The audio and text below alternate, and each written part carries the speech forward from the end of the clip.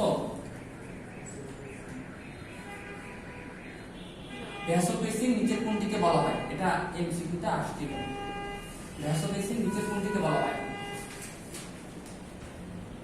Ads anti diabetic হরমোনকে বলা হয় তোমার হচ্ছে ভ্যাসোপ্রেসিন। অ্যান্টি ডায়াবেটিক হরমোন বাংলায় লিখি অ্যান্টি ডাইউরেটিক হরমোন কি বলা হয়েছে? ভ্যাসোপ্রেসিন। ওইটারই আরেকটা নাম।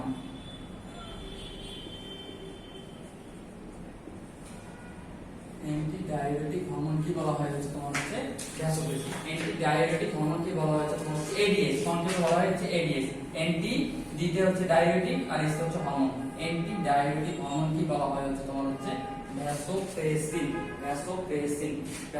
এটা একটু মনে রাখবা, এটা এমসিকিউতে আসে যে নিচের কোনটিকে ভ্যাসোপ্রেসিন বলা হয়? এটা হচ্ছে এডিএস। অ্যান্টি ডায়াবেটিক হরমোন কি বলা হয়েছে তোমার হচ্ছে ভ্যাসোপ্রেসিন। অ্যান্টি ডায়াবেটিক হরমোন কি বলা হয়েছে? ভ্যাসোপ্রেসিন। এখান থেকে এই যে এত কিছুর মধ্যে যা বললাম না, সেটা হচ্ছে মেইন পার্টগুলো বলছি। এখান থেকে সচরাচর প্রশ্ন হয়, এগুলো একটু মনে রাখার চেষ্টা করবো। আর বাদ বাকি এখানে অনেক কিছু তোমার হচ্ছে এক্সট্রা তথ্য দেওয়া আছে, এগুলো অত কিছু পড়ার দরকার নাই।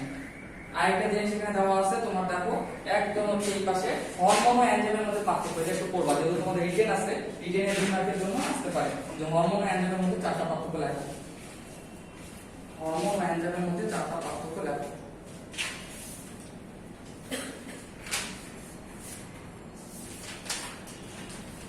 বুঝতে পারছো? হইছে না? এখন আসো পরের চ্যাপ্টারে। পরের চ্যাপ্টারটা হচ্ছে মানব জীবনের প্রতিরক্ষা বা আমাদের দেহের সুরক্ষা, আমাদের বডিতে কেমনে রক্ষিত হবে সেটা নিয়ে আমরা একটু পড়াশোনা করার চেষ্টা করব।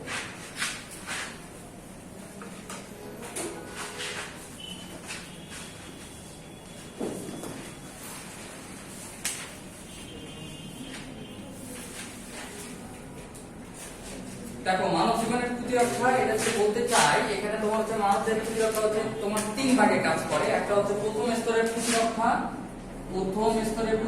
একটা হচ্ছে দ্বিতীয় স্তরের প্রতিরক্ষা, আর একটা হচ্ছে তোমার তৃতীয় স্তরের প্রতিরক্ষা।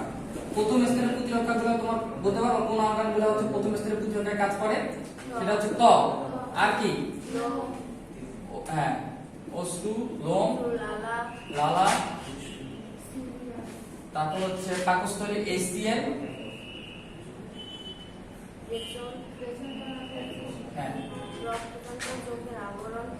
হ্যাঁ এগুলা হচ্ছে তোমার হচ্ছে এই যেগুলা আছে পৌষ্টিক নালী, তোমার হচ্ছে কি এসিএল বা হচ্ছে এগুলা যে যতগুলো আছে সবগুলো হচ্ছে তোমার হচ্ছে প্রথম কি প্রতিরক্ষা স্তরের অঙ্গগুলোর নামগুলো হচ্ছে এগুলা। এগুলা খুবই ইম্পর্টেন্ট। দ্বিতীয় প্রতিরক্ষা স্তরের অঙ্গগুলোর নাম কি? তৃতীয় প্রতিরক্ষা স্তরের অঙ্গগুলোর নাম কি? এই টাইপের গুলা পরীক্ষায় খুবই বেশি আসে। আরেকটা জিনিস বলো তো, মানবদের সবচেয়ে বড় অঙ্গের নাম কি? মানবদের সবচেয়ে বড় অঙ্গের নাম কি? এটা ঢাকা ইউনিভার্সিটিতে বেশ কয়েকবার আসছিল। মানবদের সবচেয়ে বড় অঙ্গের নাম বা মানবদের সবচেয়ে বড় অঙ্গ নিচের কোনটি? বলো কোনটা? যকৃৎ। যকৃৎ কি সবচেয়ে বড় অঙ্গ ছিল নাকি সবচেয়ে বড় গ্রন্থি ছিল? সবচেয়ে বড় গ্রন্থি ছিল। এটা বলা হলো না, সবচেয়ে বড় গ্রন্থি ছিল। সবচেয়ে বড় গ্রন্থি ছিল হচ্ছে তোমার হচ্ছে যকৃৎ। আর আমি জিজ্ঞাসা করছি মানবদের সবচেয়ে বড় অঙ্গ নিচের কোনটি? অঙ্গ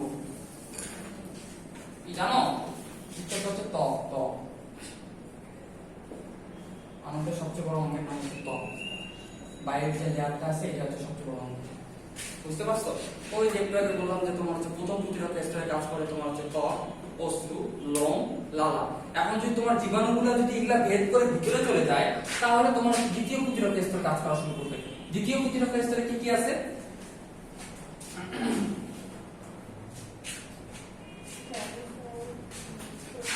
দেখো দ্বিতীয় সব শর্টকাটে মনে রাখবা, দ্বিতীয় প্রতিরক্ষা স্তরে কি কি আছে জানো?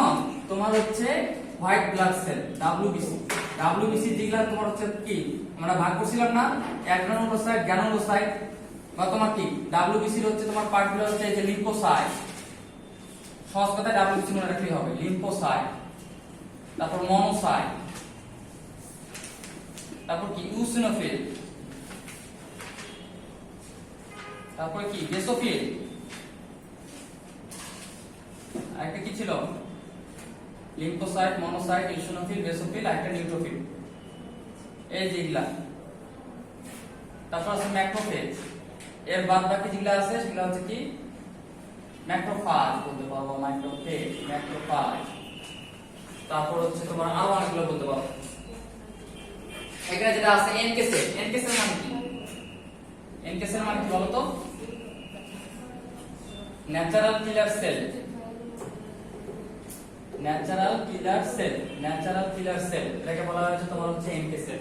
এনকে সেল, হ্যাঁ বাকি ক্লাসটা বাকি মানে আরেক দিন মিলে ভালো। কোনটা বাকি চ্যাপ্টারগুলো? হ্যাঁ পুরোটা লোড হয়ে যায় আমাদের জন্য। আমরা তো আগে এক্সাম দিতে পারি অনেক বাকি বাকি দিনটা নামাজ পড়তে তো যাইতে হবে, আমার তো নামাজ পড়তে যাইতে হবে। এখন কি করতে পারি বলো তো?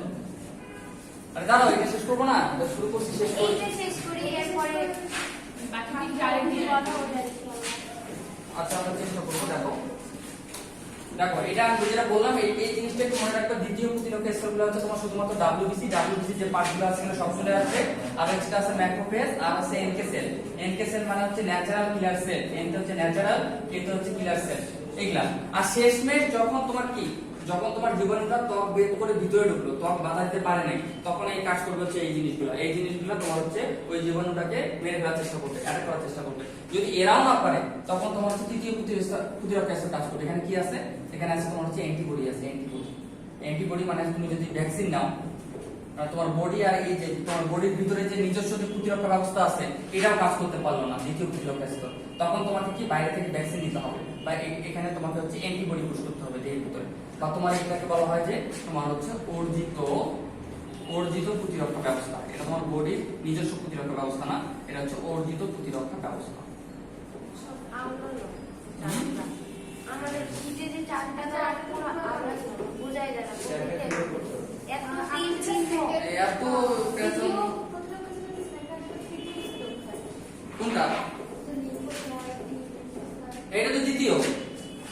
এখানে তো তৃতীয়। না না না, কি এখানে লিম্ফোসাইট থেকে তিন দিয়ে দেওয়া একদমই নিচে না, এখানে চিহ্ন কোথায়? তুমি ধরতেই পারো না। হ্যাঁ এই যে দেখো, এই যে দ্বিতীয়, এখান থেকে তৃতীয় আসছে না, এখান থেকে আসে এখানে গেছে না, আর তৃতীয় কই? এই তৃতীয় হচ্ছে এখানে। লিম্ফোসাইট গুলো কোথায়? ওই অন্যান্য গুলা এটা দরকার নাই, এই যে দেখো একই জিনিস বারবার দেওয়া দরকার আছে, এটা হচ্ছে এখানে গেছে। বই দেখবা, বই অলওয়েজ হচ্ছে বইকে প্রেফার করবা, বুঝতে পারছো? অলওয়েজ হচ্ছে বইকে প্রেফার করবা। বইয়ের মধ্যে দেখবা এত পেঁচানো নাই, শর্টকাটে একটা কিন্তু তোমার হচ্ছে সহজ করে প্রথম দ্বিতীয় তৃতীয় দিয়ে এরপরে তোমার হচ্ছে এইরকম শখ আকারে নেই লেখা আছে। প্রথম প্রতিরক্ষা স্তরে প্রথম লাইনটাই পাবা এটা, দ্বিতীয় প্রতিরক্ষা স্তরে দ্বিতীয় লাইনটা পাবা এটা, তৃতীয় প্রতিরক্ষা স্তরে প্রথম লাইনটা এটা পাবা, এরকম একটু বই থেকে ঘাইটা নিবে এটা। আর এটা দেখলে আসলে তো এখানে অনেক কিছু দিছে তো, এত তীর ছিল সবই ঠিক হ্যাঁ এত তীরচিহ্ন মানে এরা পুরো চ্যাপ্টারটাকে এই একটা শটের মধ্যে ঢুকাইছে।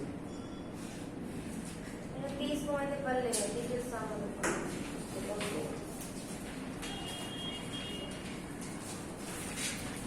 আচ্ছা দেখো, আচ্ছা এখন আমি দেখো দুইটা টপিক বলবো, এই দুইটা টপিক একটু এখান থেকে পড়ে যাওয়ার চেষ্টা করবা, কারণ হচ্ছে এই দুইটা টপিক থেকে তোমার হচ্ছে এই চ্যাপ্টার থেকে প্রশ্ন আসে। এই দুইটা টপিক একটু সুন্দরভাবে বোঝার চেষ্টা করবা। একটা হচ্ছে তোমার হচ্ছে আমাদের বডির অ্যান্টিবডি, অ্যান্টিবডি আর হচ্ছে অ্যান্টিজেন, এই দুইটার মধ্যে একটা ডিফারেন্সটা জানো কেউ? অ্যান্টিবডি আর হচ্ছে অ্যান্টিজেন। অ্যান্টিবডি আর হচ্ছে অ্যান্টিজেন, এই দুইটার মধ্যে ডিফারেন্স কি? তুমি যেটা বললা কি বলবো, অ্যান্টিবডি হচ্ছে কি রোগ প্রতিরোধ, রোগ প্রতিরোধ ক্ষমতা সৃষ্টি করে, ঠিক বলছো, রোগ প্রতিরোধ ক্ষমতা সৃষ্টি করে। এটা হচ্ছে রোগ প্রতিরোধে সহায়তা করে হচ্ছে তোমার হচ্ছে এই অ্যান্টিবডিটা যেটা আমাদের দেহের ভিতরে তোমার রোগ জীবাণুগুলোকে মেরে ফেলে। আর অ্যান্টিজেন কি? অ্যান্টিজেন হচ্ছে জীবাণু, এটা হচ্ছে জীবাণু, সহজ বাংলায় বলতে গেলে এটা হচ্ছে জীবাণু বা ফরেন পার্টিকেল। ফরেন পার্টিকেল মানে কি? তোমার হচ্ছে বাইরের কোনো পার্টিকেল, অপরিচিত বস্তু যদি তোমার দেহের ভিতরে ঢুকে তাহলে তোমার কি করবে, তোমার বডি ফার্স্টে ওইটাকে ধরে নিবে যে এটা কি, এটা হচ্ছে বিদেশি, ওটা আমাদের নিজস্ব কেউ না, তাকে মেরে ফেলতে হবে, ঠিক আছে? তোমার বডি ওইটাকে ফরেন পার্টিকেল বা জীবাণু হিসেবে কল্পনা করে, যেটা তোমার বডির পরিচিত না, ওটাকে ফরেন পার্টিকেল বা জীবাণু হিসেবে কল্পনা করে এবং কি করে ওটাকে হচ্ছে মেরে ফেলার চেষ্টা করে। অ্যান্টিজেন মানে সহজ কথা মনে রাখার চেষ্টা করবা, এই ব্যাকটেরিয়া ভাইরাস সবগুলো হচ্ছে তোমার হচ্ছে অ্যান্টিজেন বা হচ্ছে জীবাণু। আর বাদ বাকি আমাদের দেহের প্রতিরক্ষা ব্যবস্থা যেগুলা কাজ করে সেগুলো হচ্ছে আমরা অ্যান্টিবডি, মানে হচ্ছে এগুলাকে যারা হচ্ছে মেরে ফেলবে, অ্যাটাক করে এগুলা হচ্ছে মেরে ফেলবে, সেগুলো হচ্ছে তোমার হচ্ছে অ্যান্টিবডি, রোগ প্রতিরোধ ব্যবস্থায় ভূমিকা রাখে। এখন আসলে হচ্ছে আমাদের মেইন আলোচ্য বিষয় এখানে এই অ্যান্টিবডি কয় প্রকার। আমাদের দেহের যে রোগ প্রতিরোধ ব্যবস্থা গড়ে তুললো এই অ্যান্টিবডি, এই অ্যান্টিবডি কয় প্রকার এটা হচ্ছে আমার এখানে আলোচ্য বিষয়। অ্যান্টিবডি হচ্ছে মোট 5 প্রকার। কি কি? আইজিজি। আইজিটা কি? অ্যান্টিবডিকে বলা হয় হচ্ছে ইমিউনোগ্লোবিন। ইমিউনোগ্লোবিন, ইমিউনোগ্লোবিন এটাকে সংক্ষেপে বলা হয় এই যে আইজি। আইতে ইমিউনো, জিতে গ্লোবিন। ইমিউনোগ্লোবিন কি? অ্যান্টিবডি হচ্ছে একটা প্রোটিন। অ্যান্টিবডি হচ্ছে পুরোটাই হচ্ছে একটা প্রোটিন। প্রোটিন তো পড়ে আসতো। অ্যান্টিবডি হচ্ছে এক ধরনের প্রোটিন, এক ধরনের প্রোটিন। আর প্রোটিন তো অনেক ধরনের ছিল, প্রোটিন অনেক ধরনের ছিল, প্রকারভেদে তোমরা দেখছো। এই অনেক ধরনের প্রোটিনের মধ্যে একটা স্পেসিফিক প্রোটিন হচ্ছে তোমার হচ্ছে ইমিউনোগ্লোবিন, যার নাম ইমিউনোগ্লোবিন। আর ওই ইমিউনোগ্লোবিন প্রোটিনটা কি বলা হয় হচ্ছে তোমার হচ্ছে অ্যান্টিবডি, যেখান থেকে নাম আসছে হচ্ছে আইজি। আইজি এটা সংক্ষেপে নেওয়া হয়। আইজি মানে হচ্ছে ইমিউনোগ্লোবিন। ইমিউনোগ্লোবিন যা অ্যান্টিবডি হতো, যদি বলে অ্যান্টিবডি কি নিয়ে তৈরি, এই যে ইমিউনোগ্লোবিন নিয়ে তৈরি। অ্যান্টিবডি মানে হচ্ছে ইমিউনোগ্লোবিন, আর ইমিউনোগ্লোবিনের সংক্ষিপ্ত রূপ হচ্ছে আইজি। এখন আমরা অ্যান্টিবডিকে মোটামুটি 5 ভাগে ভাগ করা যায়। কি কি? আইজিজি মানে ইমিউনোগ্লোবিন জি, ইমিউনোগ্লোবিন এম, ইমিউনোগ্লোবিন এ, ইমিউনোগ্লোবিন ডি, আর হচ্ছে ইমিউনোগ্লোবিন ই। ইমিউনোগ্লোবিন ই এটা একটু সিরিয়ালি মনে রাখার চেষ্টা করবা, মানে সিরিয়ালি বলতে গেলে এরকম আসে যে হচ্ছে জি এম এডি, তাই না? জি এম এডি, জি এম আদি, জি এম আদি। এটা সিরিয়ালি মুখস্থ করবা এই কারণে, কারণ এখান থেকে তোমার হচ্ছে অনেক ইনফরমেশন তোমার মনে রাখা লাগবে। এই আইজিজি এটা আমাদের বডিতে কত পার্সেন্ট আছে? তো বলতে পারবা আইজিজি কত পার্সেন্ট আছে? লেখা আছে? ইমিউনোগ্লোবিন জি এটাও লেখা নাই।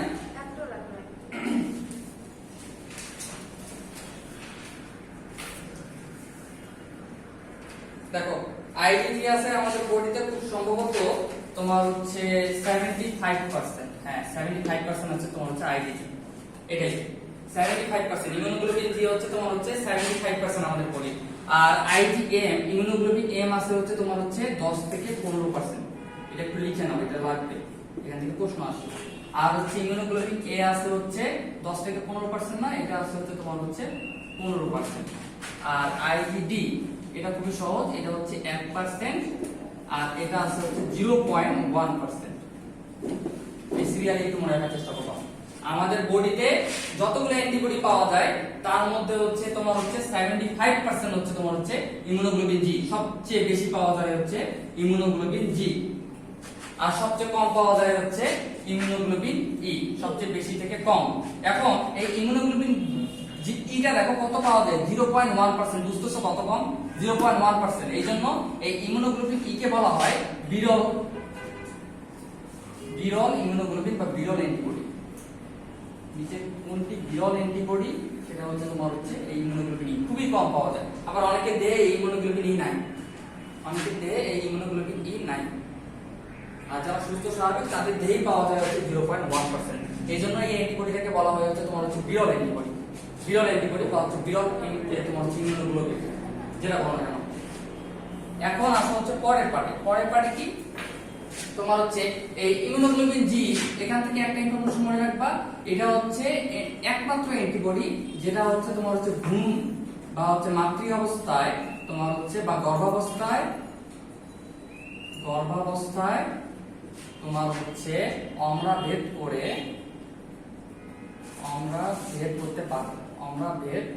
করতে পারে। এখান থেকে এই একটা ইনফরমেশন মনে রাখলেই হবে যে হচ্ছে ইমিউনোগ্লোবিন জি হচ্ছে একমাত্র অ্যান্টিবডি যেটা হচ্ছে গর্ভাবস্থায় আমরা ভেদ করে তোমার ভ্রূণ দেহে বাহির হতে পারে, ভ্রূণ দিয়ে চলে যেতে পারে, মানে মায়ের দেহ থেকে একদম হচ্ছে তোমার হচ্ছে শিশুর দেহে মানে ভ্রূণ দিয়ে চলে যেতে পারে, পাস করতে পারে। এর শুধুমাত্র হচ্ছে ইমিউনোগ্লোবিন জিটাই এটা পসিবল। আর বাদ বাকি 4টা কিন্তু করতে পারে না, বাদ বাকি 4টা গর্ভাবস্থায় আমরা ভেদ করতে পারে না। শুধুমাত্র হচ্ছে আইজিজিটাই তোমার হচ্ছে গর্ভাবস্থায় আমরা ভেদ করতে পারি। আর এই পাশ থেকে যেটা মনে রাখবা, এই ইমিউনোগ্লোবিন ই, ইমিউনোগ্লোবিন ইটার কাজ হচ্ছে তোমার হচ্ছে অ্যালার্জিক রিঅ্যাকশনে সহায়তা করা, অ্যালার্জিক রিঅ্যাকশন। বা আরেকটা ইনফরমেশন, অ্যালার্জিক রিঅ্যাকশনটা কখন হয়, যখন তোমার হচ্ছে হিস্টামিনের ক্ষরণটা বেড়ে যায়, হিস্টামিন ক্ষরণকে উদ্দীপ্ত করে। এই দুইটা ইনফরমেশন একটু মনে রাখা লাগবে, উদ্দীপ্ত করে। অ্যালার্জিক রিঅ্যাকশন, অ্যালার্জিক রিঅ্যাকশনে তোমার হচ্ছে উদ্দীপনা যোগায় হচ্ছে তোমার হচ্ছে এই ইমিউনোগ্লোবিন ই। বা এটা আরেকটা কাজ হচ্ছে এই হিস্টামিন ক্ষরণকে উদ্দীপ্ত করে। এই দুইটা কাজ একটু মনে রাখা লাগবে। প্রশ্নে আসে যে অ্যালার্জিক রিঅ্যাকশনের জন্য দায়ী নিচের কোনটি, এই ইমিউনোগ্লোবিন ই। বা হচ্ছে হিস্টামিন ক্ষরণকে উদ্দীপ্ত করে নিচের কোনটি, এই ইমিউনোগ্লোবিন ই। এটা একটু মনে রাখার চেষ্টা করবে, এই দুইটা ইনফরমেশন এখান থেকে। আরেকটা হচ্ছে যে মাঝখানেরটা, মাঝখানেরটা থেকে এটা মনে রাখার চেষ্টা করবা, এটা খুব ইম্পর্টেন্ট, যে হচ্ছে এটা তোমার মায়ের দুধের মাধ্যমে সন্তান দেহে বাহিত হয়।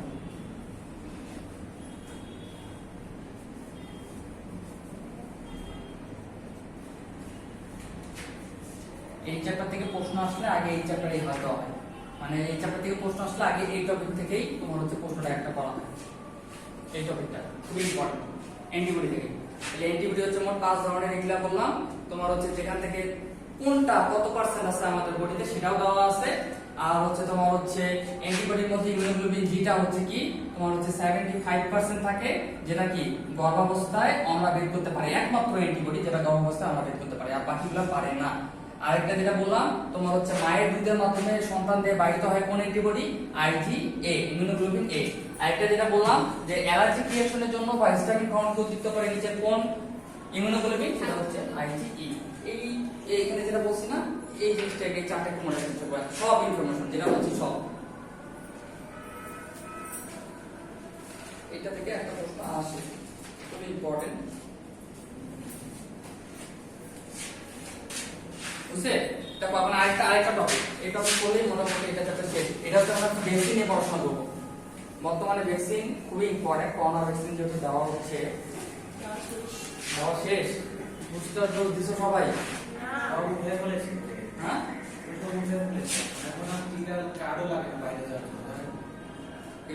চিকিৎসা করার জন্য কার্ড লাগে না, সনদ লাগে না, কিছু লাগে। আমরা তো সবাই টিকা দিচ্ছি এই কারণে যে আসলে সনদটা তোমাদের ফর্মাল জায়গায় প্রকাশ করছে। সমস্যা নেই, নিয়ে নিও, বুঝছো? বুস্টার ডোজ নিয়ে নিও, কয়েকদিন পর আরেকটা ডোজ আসতে পারে নতুন ভেরিয়েন্টের জন্য। দেখো এখন আমি যেটা পড়াবো সেটা হচ্ছে ভ্যাকসিন। এই চ্যাপ্টারের মধ্যেই আছে ভ্যাকসিন। তবে আমরা তো রেজিস্ট্রেশন করি না, আমাদের তো সনদ আসে না। সনদ আসে না না, কেন? আমরা- রেজিস্ট্রেশন তো মনে হয় স্কুল থেকে বা কলেজ থেকে করে দেওয়ার কথা। না, আমাদের এখান থেকে একটা ফর্ম দিছে, ওইটা পূরণ করে আমরা এই করছি। আমাদের তো অনলাইন রেজিস্ট্রেশন করে না, এটা এখন সনদ আসে না। করতে হবে না। এখন রেজিস্ট্রেশন করলে এবার 3 মাস পরে আমরা দেখ, সনদ আমরা এমনি পেয়ে যাব। আমাদের হচ্ছে দুটো ভ্যাকসিন নেওয়ার পর নতুন করে আবেদন করতে হয়েছে, দেন ওরা জমা দিচ্ছে, তারপরে তারপর 3 মাস পরে। মানে তোমাদের ইনফরমেশন গুলো পাস হওয়ার জন্য আমার সময় লাগতেছে, বুঝছো? কারণ তোমাদের তো কলেজ থেকে আরো অন্য জায়গায় যাবে, তারপরে এরকম ঘোরাঘুরি করতেছে না ইনফরমেশন গুলো, এই কারণে হয়তো সময় লাগতেছে। কিন্তু পাবা, অনেকে তো পেয়ে গেছে, হ্যাঁ আমরা পেয়ে গেছি। অনেকে পেয়ে গেছে তো আমার জানা মতে। পাবা, তোমরা ওই ভ্যাকসিন সার্টিফিকেটটাই গুরুত্বপূর্ণ, বুঝছো? ভ্যাকসিন দেওয়াটা যত গুরুত্বপূর্ণ, ওই ভ্যাকসিন সার্টিফিকেটটা তার চেয়ে বেশি গুরুত্বপূর্ণ বর্তমানে যেটা। আর একটা সত্য কথা বলতে কি, আমাদের ফিল্ডটাই তো হচ্ছে আমাদের লেভেলে পড়াশোনা, মানে ফার্মেসি লেভেলে পড়াশোনা, ভ্যাকসিন ট্যাক্সিন ওষুধ টষুধ নিয়েই। সো একটা ভ্যাকসিন ডেভেলপ করতে সময় লাগে কমপক্ষে 15 থেকে 20 বছর, 15 to 20 ইয়ার্স কমপক্ষে এটা সময় লাগবেই তোমার। আমরা করোনা তাদের সাথে- আর যেখানে তুমি হ্যাঁ, আর তোমরা যেভাবে তোমরা হচ্ছে 1 বছরের মধ্যে ভ্যাকসিন আবিষ্কার করে সেটা প্রয়োগ চাচ্ছ, এটা আসলে সম্ভব না, বুঝছো? তোমাদের এটা যেটা হ্যাঁ সাইড ইফেক্ট করতেও পারে, বলা যায় না, করতেও পারে, তবে ধরা হচ্ছে খুব বেশি একটা সাইড ইফেক্ট করবে না, ঠিক আছে? অত ক্ষতিকর কিছু নাই, কারণ আসলে তোমার এই এত বছর সময় লাগে কেন? একটা ভ্যাকসিন আবিষ্কার করার সাথে সাথে তুমি সেটা প্রয়োগ করতে পারো না।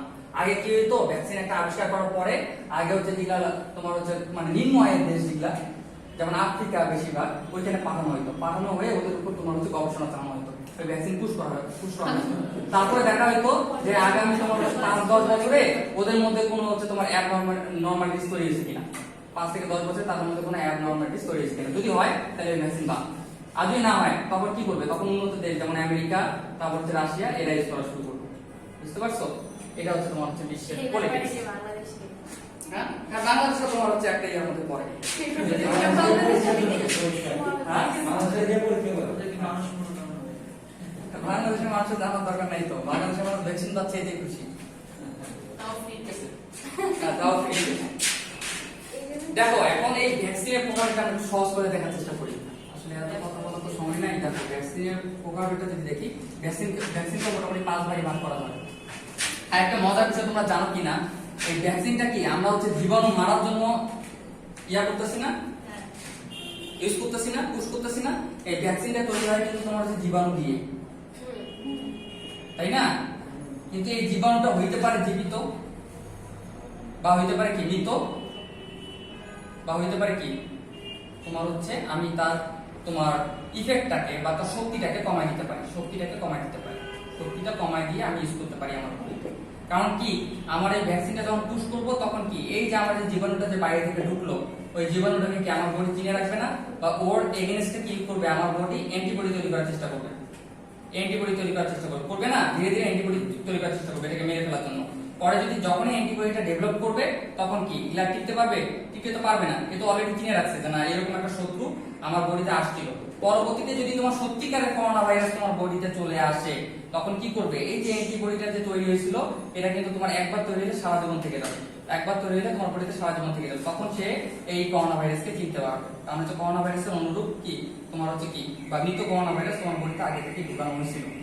ও যে তখন যে চিনতে পারবে যে না করোনা ভাইরাস আমার বডিতে চলে আসছে, তখন এই অ্যান্টিবডি আবার হচ্ছে কি অ্যাক্টিভ হয়ে এই করোনা ভাইরাসকে মেরে ফেলার চেষ্টা করবে। মানে ম্যাক্সিমাম তোমার অ্যান্টিবডি এভাবে সৃষ্টি হয়, বা ম্যাক্সিমাম তোমার হচ্ছে ভ্যাকসিন তৈরি করা হয় এই যে এই নীতিটার উপর ভিত্তি করে। আসলে তোমার আগে থেকে তোমার কি বডিতে ওই জীবাণুটা ঢুকিয়ে দেওয়া, শক্তিটা কমাই দিয়ে, মানে যাতে রোগ সৃষ্টি করতে না পারে, বা রোগ সৃষ্টি করার জন্য তার যে অর্গানগুলো দায়ী সেটাকে কি করে দিবে, সেটাকে কি একদম আঘাত করে বা হচ্ছে কি শক্তিটা কমাই দিয়ে তোমার কি করবে ওই ভ্যাকসিনটা বা হচ্ছে ওই জীবাণুটা তোমার বডিতে ভ্যাকসিনের সাথে প্রবেশ করানো হবে, যার ফলে তোমার বডি অ্যান্টিবডি তোমার তৈরি করবে। আর ওই অ্যান্টিবডিটা পরবর্তীতে সত্যিকারের জীবাণু দ্বারা যদি তোমার বডি অ্যাটাক হয় বা হচ্ছে তোমার আক্রান্ত হয় তখন তোমার হচ্ছে অ্যান্টিবডিটা কাজ করবে। এই ইয়ার উপর নীতির উপর ভিত্তি করে বেশিরভাগ ভ্যাকসিন তৈরি করা হয়েছে বা হয়।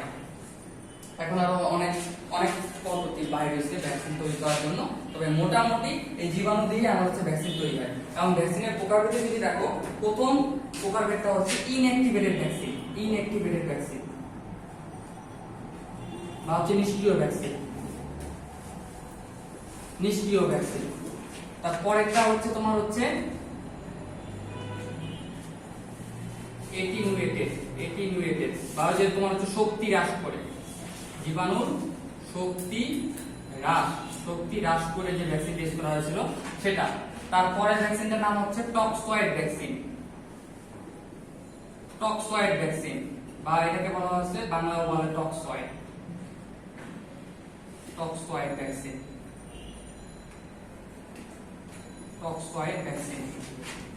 তারপরে আরেকটা আছে তোমার কি সাব ইউনিট ভ্যাকসিন,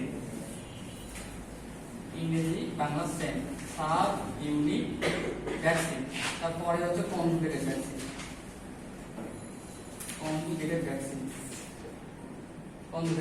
এই 5 ধরনের ভ্যাকসিন তোমার হচ্ছে আসলে প্রচলিত। একটা হচ্ছে ইনঅ্যাক্টিভেটেড, একটা হচ্ছে অ্যাটেনুয়েটেড বা শক্তি হ্রাসকৃত, একটা হচ্ছে টক্সয়েড, একটা হচ্ছে সাব ইউনিট, একটা হচ্ছে কনজুগেটেড। এখন বলি হচ্ছে কোন ভ্যাকসিনটা কিভাবে তৈরি করা হয়েছে। এই যে নিষ্ক্রিয় মানে কি, নিষ্ক্রিয় বা ইনঅ্যাক্টিভেটেড মানে কি, আমি যে জীবাণুটা দিচ্ছি সেটা হচ্ছে মৃত হবে, বুঝছো? যে জীবাণুটা আমি আমার দেহে পুশ করব ভ্যাকসিনের মাধ্যমে সেটা হবে মৃত। এই যে নিষ্ক্রিয় বা ইনঅ্যাক্টিভেটেড মানে কি একদম মৃত, মানে জড়। আর অ্যাটেনুয়েটেড বা শক্তি কি, এটা কিন্তু আমার জীবিত, এটা কিন্তু আমার হচ্ছে কি, এটা হচ্ছে জীবিত জীবাণু বা জীবিত ব্যাকটেরিয়া বা জীবিত ভাইরাস, কিন্তু সেটা শক্তিটা হ্রাস করে দিব। আমার বিভিন্ন তোমার হচ্ছে কালচার করে বা হচ্ছে ল্যাবের মধ্যে আমি হচ্ছে অনেক ধরনের তোমার হচ্ছে গবেষণা করে বা হচ্ছে এক্সপেরিমেন্ট করে আমি ওই ভাইরাসের বা ব্যাকটেরিয়া যদি শক্তি হ্রাস করে ইউজ করি তাহলে সেটাকে বলা হবে তোমার হচ্ছে অ্যাটেনুয়েটেড ভ্যাকসিন। এটা হচ্ছে জীবিত। তারপর টক্সয়েড, টক্সয়েডটা কি? টক্সয়েড আসছে হচ্ছে তোমার হচ্ছে টক্সিন, মানে যে সকল পদার্থ থেকে বা যে সকল ব্যাকটেরিয়া বা ভাইরাস থেকে এই টক্সিন নিঃসৃত হয়। টক্সিন মানে কি? বিষ না? টক্সিন মানে বিষ, বিষাক্ত পদার্থ নিঃসৃত হয়। ওই বিষাক্ত পদার্থই যদি তোমার ভ্যাকসিন ইউজ করা হয় তাহলে ওই ধরনের ভ্যাকসিনকে বলা হয় হচ্ছে তোমার হচ্ছে টক্সয়েড।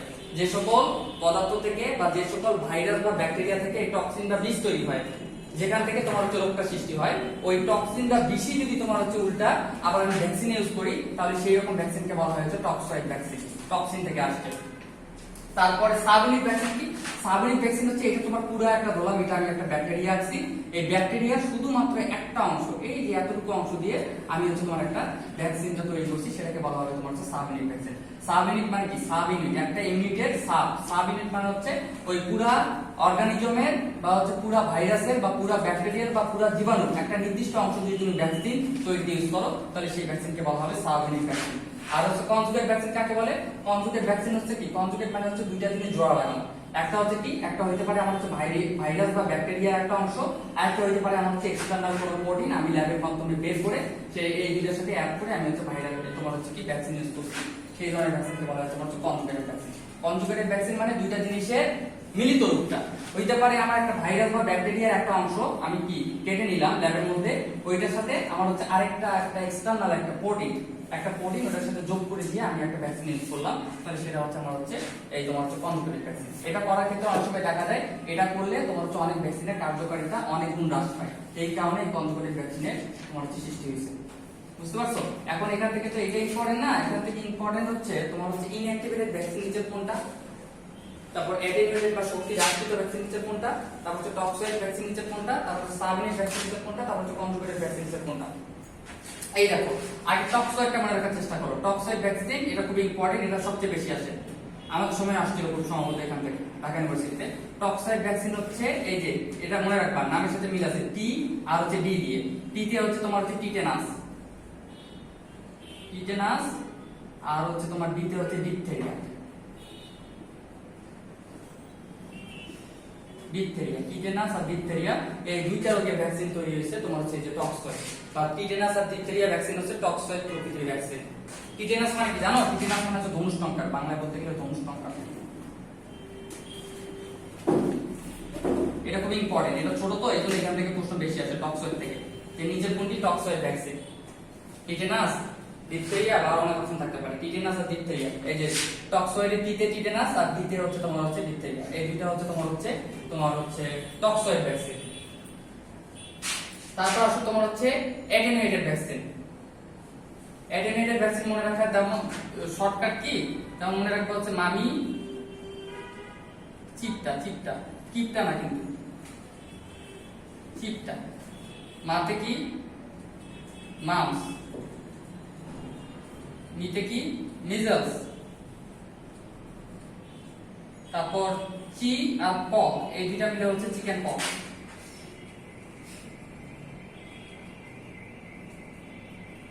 চিকেন পক্স আর তাতে হচ্ছে টাইফয়েড। খুবই ইম্পর্টেন্ট টাইফয়েড। নিচের কোনটি শক্তি হ্রাসকৃত ভ্যাকসিন বা হচ্ছে অ্যাটেনুয়েটেড ভ্যাকসিন, তাহলে তোমার হচ্ছে এই যে mum's, measles, chicken pox, typhoid. Measles কি জানো? মিজলস এর বাংলা কি?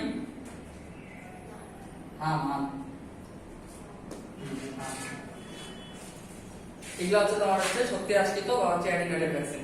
তারপর হচ্ছে নিষ্ক্রিয় ভ্যাকসিন কোনগুলো? নিষ্ক্রিয় ভ্যাকসিন হচ্ছে যেমন হচ্ছে কলেরা, মানে এর বাদ বাকি যেগুলো আছে, এই বাদ বাকি যেগুলো পরিচিত আছে, যেমন হচ্ছে কলেরা, তারপর কি র্যাবিশ, তারপর হচ্ছে ইনফ্লুয়েঞ্জা।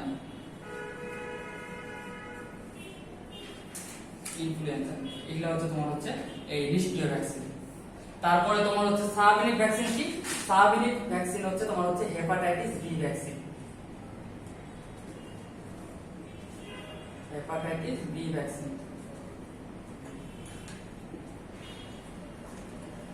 আর কনজুগেটেড ভ্যাকসিন নাম হচ্ছে হিমোফিলাস। Haemophilus vaccine. এই যে এই কটা দিলা দিলা দিলা মনে রাখতে হবে, কারণ এই এক্সাম্পলগুলো আসে অ্যাডমিশন টেস্টে এখান থেকে একটা পাবা। ওই টপিক নাইলে এই টপিক, এই দুইটা থেকে কমপক্ষে একটা প্রশ্ন পাবা। যে নিচের কোনটি নিষ্ক্রিয় ভ্যাকসিন, নিচের কোনটি টক্সয়েড ভ্যাকসিন, বা নিচের কোনটি সাবইনিক ভ্যাকসিন, বা নিচের কোনটি তোমার হচ্ছে শক্তি হ্রাসকৃত ভ্যাকসিন বা হচ্ছে অ্যাটিনুয়েটেড ভ্যাকসিন। এই এক্সাম্পলগুলো অবশ্যই তোমার হচ্ছে মনে রাখতে হবে।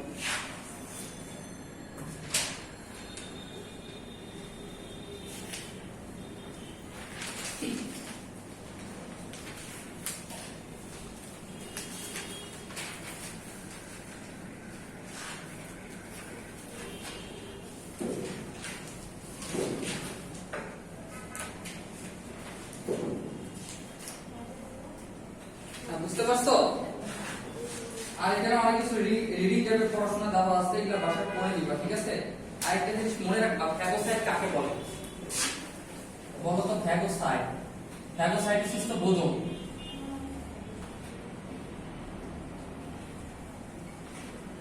ফ্যাগোসাইট বলা হয় ম্যাথে কি ম্যাক্রোফাজ। টেনসিংটা আছে ম্যাক্রোফাজ, আর নিতে কি নিউট্রোফিল।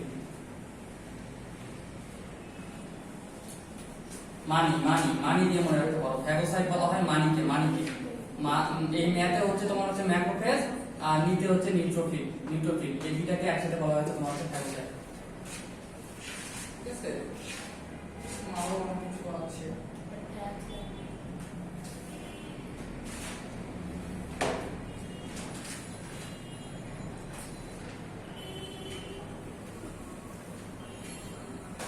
এই যে দুটো টপিক পড়াইলাম না, এটা সুন্দর করে পড়বা। আর তোমার এখানে যেটা লেকচার শিটে দেওয়া আছে, রিডিং টাইপের অনেক পড়াশোনা দেওয়া আছে, এগুলো একটু বাসায় পড়ে নিবা। বুঝতে পারছো? আর পরে তিনটা চ্যাপ্টার পড়বো। ভাইয়া হ্যাঁ। তিনটা চ্যাপ্টার পরে যে দুইটা আছে। আচ্ছা এটা থাক, এটা বাকি থাক। এটা নেক্সট দিন আমরা আরেকদিন করবো। হ্যাঁ, প্রশ্ন আছে কারো?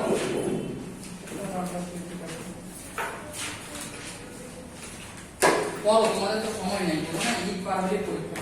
হ্যাঁ, একটা লেকচার শিট।